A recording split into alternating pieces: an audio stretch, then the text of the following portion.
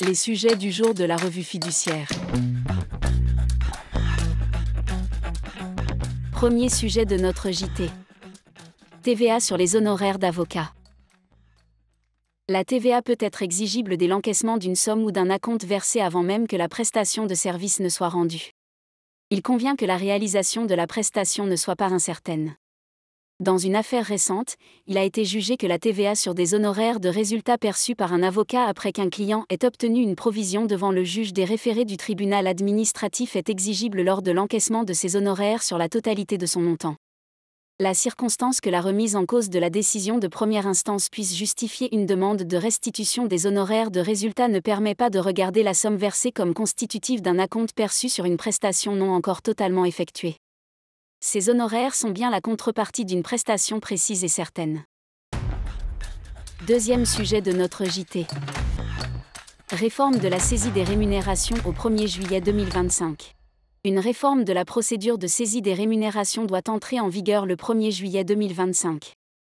Elle prévoit notamment que les employeurs auront un nouvel interlocuteur, le commissaire de justice, qui pourra mettre en œuvre la procédure sans que le juge de l'exécution ait préalablement autorisé la saisie.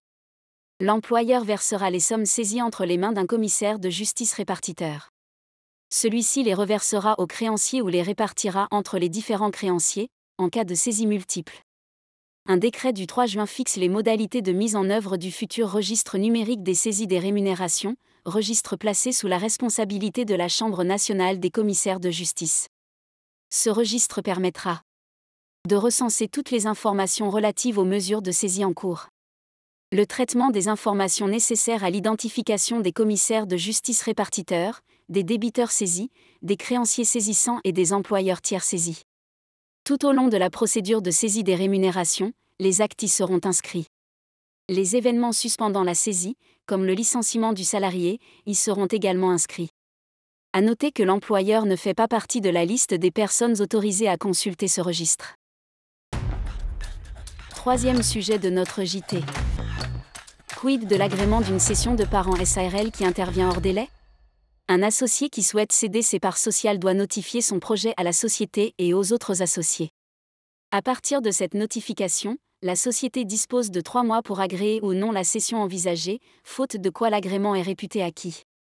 Le gérant doit donc, dans ce délai, convoquer l'assemblée pour qu'elle se prononce sur le projet de cession tout en respectant le délai réglementaire minimal de 15 jours de convocation.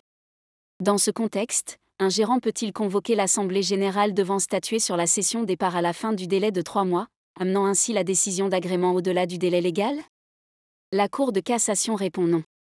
En effet, elle rappelle que le délai de 3 mois pour statuer sur un projet de cession de parts, sans quoi l'agrément est acquis, est une disposition d'ordre public.